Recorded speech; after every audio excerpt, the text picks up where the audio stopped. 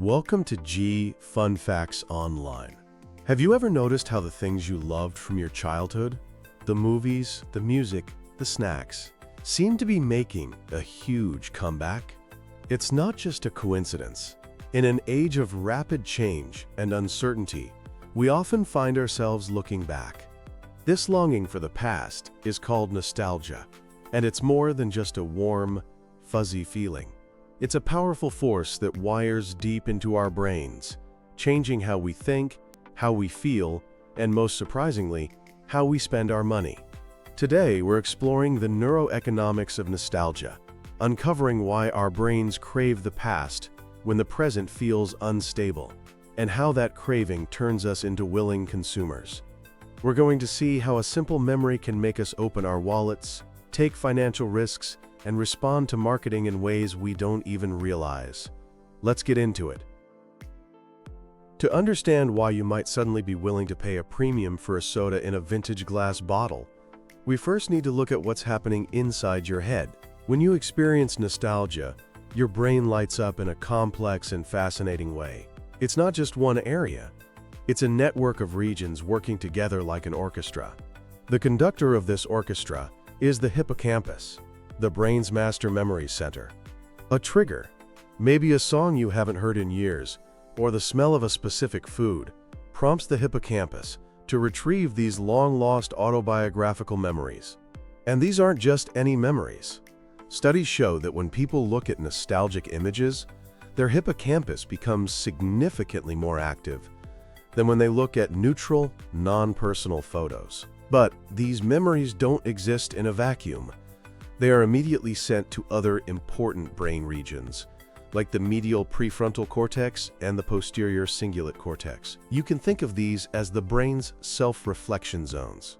They are activated when we process information that is deeply personal to us, connecting our past self to who we are today.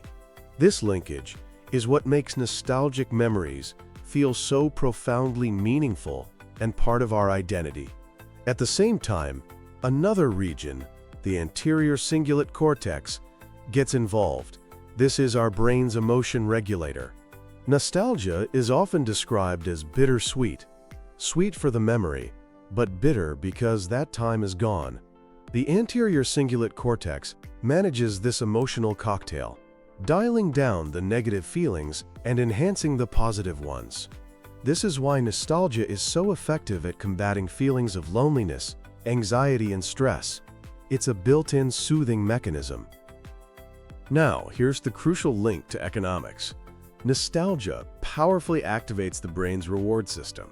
This includes areas like the striatum and the ventral tegmental area, or VTA. These are the exact same pathways that fire up when we experience primary rewards like eating delicious food, or more abstract rewards like receiving money. When these areas are activated, our brain is flooded with dopamine, the famous feel-good neurotransmitter. This creates a sensation of pleasure and satisfaction, reinforcing the act of remembering. In fact, brain imaging studies have shown a direct correlation. The more someone's hippocampus and reward system activate together, the more prone they are to feeling nostalgic. This dopamine-fueled reward signal is the key. It transforms a simple trip down memory lane into a powerful driver of our economic behavior. So we know nostalgia feels good, but why do we seek it out, especially during certain times? Humans are fundamentally wired to dislike uncertainty. When we face economic instability, social change, or personal crises, we feel anxious and a sense of losing control. In these moments, our brain instinctively searches for ways to cope and restore a sense of order. Nostalgia is one of its most effective tools. Research has consistently shown that feelings of distress, loneliness, or a lack of meaning are powerful triggers for nostalgic reflection. A prime example is the COVID-19 pandemic. Millions of people found themselves turning to familiar movies, music, and hobbies from their youth. This wasn't just a simple distraction. It served a real, adaptive function.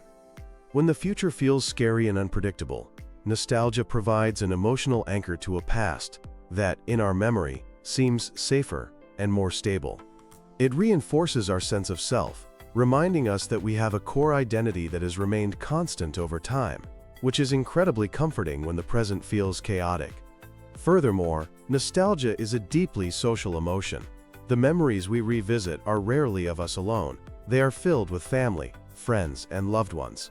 This reinforces our feeling of social connection and belonging. This is critically important from a neuroeconomic perspective, because the brain seems to treat social connectedness and money as somewhat interchangeable resources for satisfying our basic need for security. When we feel socially supported and secure through nostalgia, the urgent need to accumulate money for that same sense of security can actually decrease. This brings us directly to how nostalgia affects our spending.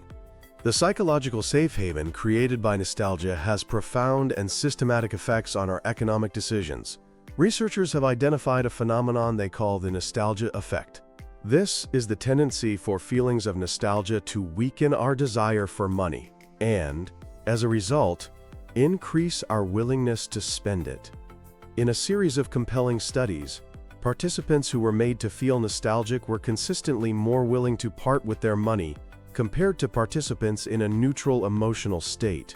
The theory behind this is that because nostalgia fulfills our deep-seated need for social connection, the perceived value of money as a tool for security is reduced. You can see this play out in the real world. It's no accident that sales of comfort foods and classic snack brands often spike during economic recessions. People aren't just buying calories. They are buying a tangible piece of a comforting past, and they are willing to pay for that emotional regulation. This power is amplified by nostalgia's ability to make us less sensitive to price. When a product taps into a cherished memory, our evaluation shifts. It's less about the product's practical function and more about the positive emotions it generates. This emotional connection makes us willing to pay a premium, a fact that marketers are very well aware of. Interestingly, nostalgia can also make us more patient consumers. Because we see nostalgic experiences as special and worth savoring, that mindset can carry over. It can make us more willing to wait for a better reward later, rather than taking a smaller reward now. This can be a mixed bag for our finances. On one hand, it might lead to more thoughtful, long-term investments. On the other, it could make us more susceptible to marketing that promises a delayed, but more emotionally satisfying payoff. Beyond our everyday shopping habits, nostalgia can also influence our appetite for financial risk. This might sound counterintuitive. Why would an emotion rooted in the safe and comfortable past encourage us to take risky gambles on the future? The answer again lies in the brain's wiring. Research from the University of Southampton has shown that nostalgia can increase financial risk-taking by boosting our sense of perceived social support. When we feel nostalgic, we are reminded of the strong bonds with family and friends who have supported us. This bolsters our psychological resilience and creates a mental safety net. Subconsciously, the thinking is, if this investment fails, I have a support system to fall back on. This feeling of security makes us braver. This effect is mediated by the same reward-related brain regions we talked about earlier. The anticipation of a big potential gain from a risky decision already activates our reward circuit. When you combine that with the feelings of security and optimism generated by nostalgia, the allure of the potential reward can start to outweigh the fear of a potential loss. Studies have also found that retrieving positive memories can reduce what economists call temporal discounting, our natural tendency to value a reward right now more than a larger reward in the future. So a person in a nostalgic state might be more willing to make a long-term investment with an uncertain but high potential payoff because the immediate allure of cash is dampened by their emotionally fulfilled state. Given all this, it's no surprise that nostalgia has become a cornerstone of modern marketing, especially in turbulent times. Brands have become experts at weaving nostalgic cues into their advertising, product design, and social media campaigns. They do this to forge a deep and often subconscious emotional connection with us. This is the world of neuromarketing. By understanding how the brain responds to these triggers, Companies can craft messages that are incredibly memorable and persuasive. In fact, events that evoke nostalgia are up to 3 times more likely to be remembered than neutral ones. A brand that successfully links itself to the positive emotions of your past can build almost unbreakable loyalty. Take Netflix's Stranger Things. The show's success wasn't just its story. It was its meticulous recreation of the 1980s, from the fashion and music to the Dungeons & Dragons games. This triggered a massive wave of nostalgia that translated into huge viewership and merchandise sales. Similarly, when brands like Coca-Cola or Pepsi reintroduce retro packaging, it's a calculated strategy to activate those positive memories and your associated willingness to buy. But this also raises ethical questions. Where is the line between influence and manipulation? By tapping into our deep-seated need for comfort and security, especially when we're feeling anxious, nostalgic marketing can exploit our emotional vulnerabilities. It can lead to impulse buys and push us to prioritize short-term emotional comfort over our long-term financial goals. However, it's important to remember that nostalgia is a double-edged sword.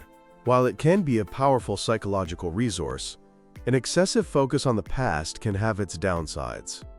Some research suggests that while a brief, induced moment of nostalgia is positive, being a generally nostalgic person can be linked to lower well-being, especially for people in difficult circumstances. For these individuals, a constant longing for a better past might just amplify their dissatisfaction with the present, making it harder to find the motivation to improve their situation. A nostalgic purchase might provide a fleeting moment of comfort, but it could also take away from saving for a more secure future. Moreover, we have to remember that our nostalgic memories are not perfect recordings. Our brain is a great editor, and it has a tendency to cut out the negative parts of our past over time, leaving us with a romanticized, rose-tinted view of what really happened. Making big decisions based on an idealized version of the past, rather than a clear assessment of the present, can lead to poor outcomes. So what's the takeaway? The neuroeconomics of nostalgia shows us something fundamental about being human. In a world of uncertainty, we are hardwired to seek comfort in what we know. This isn't a flaw. It's an adaptive mechanism. The warm glow of a memory provides a real, measurable sense of security and connection, thanks to our brain's reward and emotion centers. But this human tendency has real economic consequences. It makes us more likely to spend, less sensitive to price, and more open to risk, all in an effort to recapture a feeling.